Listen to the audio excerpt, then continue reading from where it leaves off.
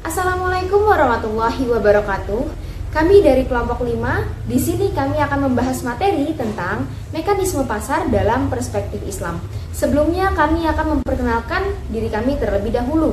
Nama saya Afifah Halida Zahra dengan NIM 21101116029. Nama saya Lanfansur dengan NIM 21101116021. Nama saya Widya Indrasari dengan NIM 21101116014.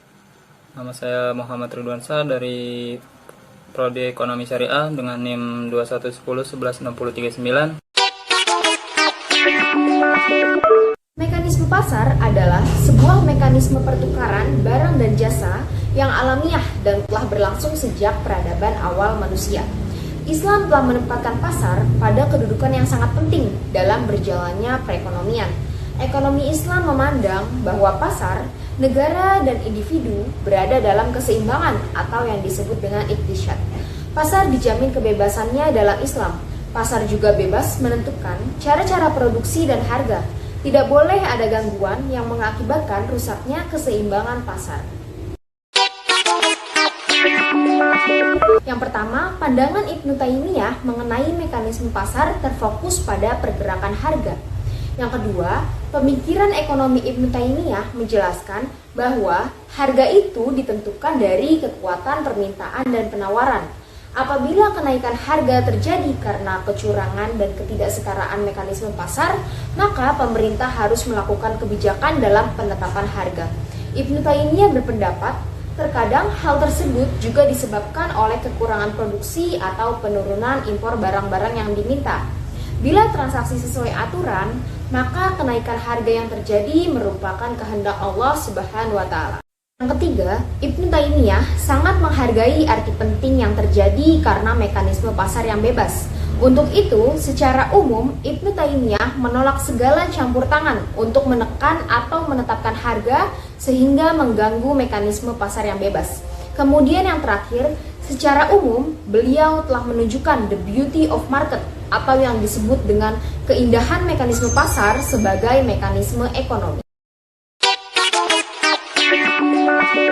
Yang pertama, menurut Ibnu Khaldun, mekanisme pasar adalah sebuah sistem yang menentukan terbentuknya harga, yang di dalam prosesnya dapat dipengaruhi oleh berbagai hal. Di antaranya adalah permintaan dan penawaran, distribusi, kebijakan pemerintah, pekerja, uang, pajak, dan keamanan.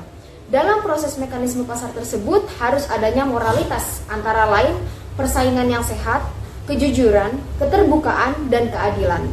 Nah, yang kedua, Ibnu Khaldun juga berpendapat bahwa naik turunnya harga ditentukan oleh kekuatan permintaan dan penawaran suatu barangnya. Mekanisme pengawasan pasar menurut Ibnu Khaldun yang diperlukan adalah suatu regulasi secara benar, serta dibentuknya suatu sistem kerja yang bersifat produktif dan adil demi terwujudnya pasar yang normal. Sifat produktif itu hendaklah dilandasi oleh sikap dan niat yang baik guna terbentuknya pasar yang adil. Yang terakhir, Ibnu Khaldun berpendapat bahwa yang mempengaruhi mekanisme pasar ada beberapa faktor, yaitu ada teori harga, teori nilai, pembangunan yang dilakukan oleh masyarakat, dan kebijakan pemerintah berupa kelonggaran beraktivitas di pasar. Ia juga menilai bahwa pasar punya mekanisme sendiri dalam menggerakkan perekonomian. Bagaimana sih konsep ekonomi Islam dalam mengendalikan harga? Jadi dalam konsep ekonomi Islam, cara pengendalian harganya itu ditentukan oleh penyebabnya. Bila penyebabnya adalah perubahan pada Gini demand dan Gini supply atau permintaan asli dan penawaran asli, maka mekanisme pengendaliannya itu dilakukan dengan intervensi pasar.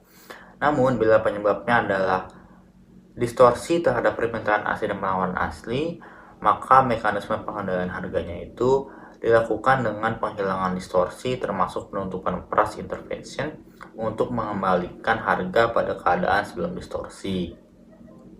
Lalu apa sih intervensi pasar?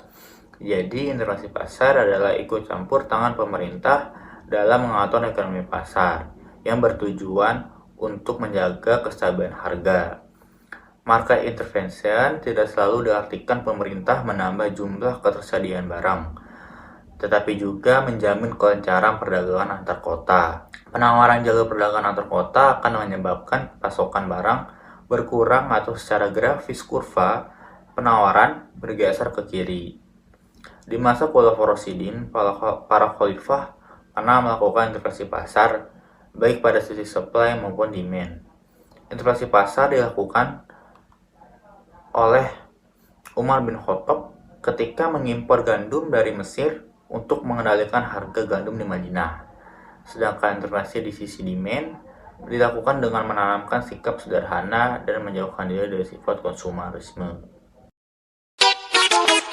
Inflasi harga menurut ekonomi Islam pada dasarnya Islam menganut sistem ekonomi pasar bebas. Jadi tingkat harga diserahkan pada kekuatan penawaran dan permintaan dalam keadaan pasar berjalan secara alami.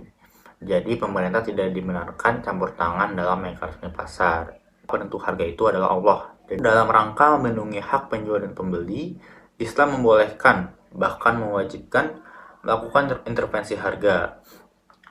Yaitu ada beberapa faktor yang membolehkan intervensi harga itu. Yang pertama itu intervensi harga menyangkut kepentingan masyarakat, yaitu melindungi penjual dalam hal profit margin atau keuntungan, sekaligus pembeli dalam hal purchasing power atau kemampuan membeli. Faktor selanjutnya itu jika harga ditetapkan ketika penjual menjual dengan harga yang tinggi hingga merugikan pembeli. Jadi intervensi harga itu mencegah terjadinya ihtikar atau gaban faisi. Faktor yang terakhir itu intervensi harga melindungi kepentingan masyarakat yang lebih luas, karena pembeli biasanya mewakili masyarakat yang lebih luas, sedangkan penjual mewakili kelompok yang lebih kecil. Suatu intervensi harga dianggap zolim atau tidak diperbolehkan apabila harga maksimum atau ceiling price ditetapkan di bawah harga keseimbangan yang terjadi melalui mekanisme pasar, yaitu atas dasar rela sama rela. Secara garis besar dapat dikatakan bahwa harga minimum yang ditetapkan di pasar di atas harga keseimbangan kompetitif adalah zolim atau tidak diperbolehkan. Nah, pada kesempatan kali ini, saya akan menjelaskan terkait intervensi harga atau dikenal juga dengan penetapan harga. Adapun penetapan harga itu sendiri terbagi menjadi dua, yaitu penetapan harga maksimum atau ceiling price dan penetapan harga dasar atau floor price. Ceiling price atau penetapan harga maksimum adalah batas tertinggi harga penjualan yang harus dipatuhi oleh produsen. Adapun tujuan dari kebijakan penetapan harga maksimum ini yaitu untuk melindungi konsumen agar konsumen dapat menikmati harga yang tidak terlalu tinggi. Bayangkan saja jika harga suatu barang dianggap terlalu tinggi sehingga tidak dapat dijangkau lagi oleh masyarakat. Nah, pada kondisi ini maka pemerintah dapat menetapkan harga maksimum atau biasa disebut dengan harga eceran tertinggi. Harga dasar atau floor price merupakan tingkat harga minimum yang diberlakukan oleh pemerintah. Jika sebelumnya ceiling price bertujuan untuk melindungi para konsumen, floor price ini memiliki tujuan untuk melindungi para produsen. Ketika dirasa harga pasar produk yang dihasilkan dianggap terlalu rendah sehingga pendapatan para produsen terancam. Maka, untuk melindungi para produsen, pemerintah berhak untuk campur tangan dengan menetapkan harga minimum atau harga eceran terendah. Harga minimum ini lebih tinggi daripada harga keseimbangan yang berlaku di pasar. Sama seperti ceiling price, Islam juga menentang bentuk intervensi floor price ini. Katakanlah pemerintah menetapkan harga minimal pada titik P, di mana titik P lebih besar dibandingkan harga pasar. Maka, pada titik P jumlah barang yang diminta sebesar Q1, sedangkan jumlah barang yang ditawarkan pada pasar sebesar Q2. Ini berarti akan terjadi excess supply yang selanjutnya menimbulkan korupsi dan kolusi. Adapun contoh dari penerapan harga dasar atau floor price ini yaitu harga gabah kering yang lebih tinggi terhadap harga pasar yang terlalu rendah. Hal ini dilakukan supaya tidak ada tengkulak atau orang atau pihak yang membeli dengan harga murah yang kemudian dijual kembali dengan harga yang lebih tinggi. Tengkulak ini akan membeli produk tersebut di luar harga yang telah ditetapkan pemerintah. Namun, jika pada harga tersebut tidak ada yang membeli, maka pemerintah akan membelinya melalui Bulog atau badan usaha logistik yang kemudian akan didistribusikan ke pasar.